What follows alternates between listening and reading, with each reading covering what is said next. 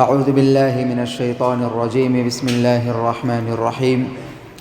افرأیت الذی تولی، کیا آپ نے اس شخص کو دیکھا جس نے منہ موڑا، وأعطى قلیلا وأکدا، کچھ دیا پھر ہاتھ روک لیا، اعنده علم الغیب فہو یری، کیا اس کے پاس غیب کا علم ہے کہ جو وہ دیکھ رہا ہے۔ حضرت خالد بن ولید رضی اللہ تعالی عنہ کا باپ ولید بن مغیرہ کافر تھا۔ رسول اللہ صلی اللہ علیہ وسلم کی باتیں سن کر، قرآن کی آیتیں سن کر کچھ اسلام کی محبت اس کے دل میں پیدا ہوئی، کچھ اسلام سے قریب ہوا اور اسلام لانے کا داعیہ اور جذبہ اس کے دل میں پیدا ہوا۔ لیکن اس کے کسی دوست نے اس کو شرم دلائی کہ کیا تم اپنے باپ دادا کے دین کو چھوڑ کر اسلام قبول کر لو گے، شرم دلائی۔ تو اس نے کہا کہ اصل میں مجھے اللہ کا ڈر ہے، اللہ کے عذاب کا خوف ہے، آخرت میں اگر اللہ کا عذاب آیا تو اس سے مجھے ڈر لگتا ہے۔ تو اس نے کہا کہ کام کرو، ڈرنے کی ضرورت نہیں ہے، میں ذمہ داری لیتا ہوں، میں وعدہ کرتا ہوں کہ اگر قیامت آئی، عذاب آیا تو تمہارا عذاب بھی میں اپنے ذمے لے لوں گا، میں اپنے سر تمہارا عذاب بھی لے لوں گا، لیکن شرط یہ ہے کہ تمہیں مجھے اتنا مال اور اتنا پیسہ دینا پڑے گا۔ عجیب بات یہ ہے کہ اس نے اس کی اس پیشکش کو، اس سودے بازی کو قبول کر لیا۔ پھر کچھ پیسے دیے،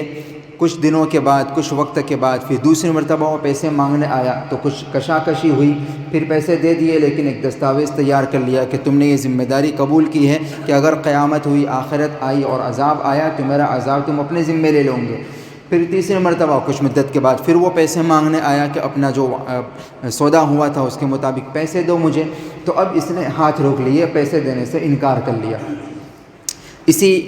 واقعے کے پس منظر میں اللہ تبارک و تعالی نے یہ آیت کریمہ نازل فرمائی جس میں ارشاد ہوتا ہے افرأیت الذی تولی، کہ کیا تم نے اس شخص کو دیکھا کہ جس نے منہ موڑ لیا، جس نے حق قبول کرنے کے بالکل قریب تھا، حق قبول کرنے کا جذبہ اس کے دل میں پیدا ہوا تھا، لیکن پھر تولی، اس نے منہ موڑ لیا اور اس جذبے کو اس نے پس پشت ڈال دیا اور اس پر عمل نہیں کر سکا، منہ موڑ لیا۔ وأعطى قلیلا وأکدا، اور کچھ دیا، 2-3 مرتبہ دیا اور پھر ہاتھ روک لیا۔ اس میں اس بات کی طرف اشارہ ہے کہ اول تو وہ جو دے رہا تھا وہ اپنے ہی غرض اور اپنے ہی مفاد کے لیے دے رہا تھا، اور وہ بھی اپنے مفاد کے لیے جو دے رہا تھا وہ بھی مکمل نہیں دیا، 1-2 مرتبہ دیا پھر ہاتھ روک لیا۔ اس میں اس کی انتہائی کنجوسی اور بخیلی کی طرف اشارہ فرما دیا۔ اب اصل بات ارشاد فرماتے ہیں کہ اعنده علم الغیب فهو یری، کیا اس کافر دوست کے پاس غیب کا علم تھا؟ کیا اسے معلوم تھا کہ قیامت آئے گی اور اس کا عذاب میں اپنے ذمے لے لوں گا، میں اس پر قادر ہو سکوں گا، میں یہ کر سکوں گا؟ کیا اس کے پاس غیب کا علم تھا؟ اسی طرح یہ جو ولید ابن مغیرہ ہے، کیا اس کو غیب کی خبر ہو چکی تھی؟ کیا اسے معلوم ہو چکا تھا کہ اگر قیامت میں اس طرح عذاب آیا تو میرا عذاب بھی میرا دوست قبول کر لے گا اور میں اس طرح بچ جاؤں گا؟ کیا اسے غیب کی یہ خبر پہنچ چکی تھی کہ جس کی بنا پر وہ یہ سودے بازی کرنے لگا اور اس بات پر راضی ہو گیا؟ ظاہر ہے ایسا تو ہے نہیں، غیب کا علم سوائے اللہ کے کسی کو نہیں ہے۔ مطلب یہ ہے کہ اس طرح کی ان کی سودے بازی یہ انتہائی حماقت والی اور بیوقوفی والی بات ہے۔ اصل بات یہ ہے کہ دین حق کو قبول کر لینا چاہیے، اس سے منہ نہیں موڑنا چاہیے۔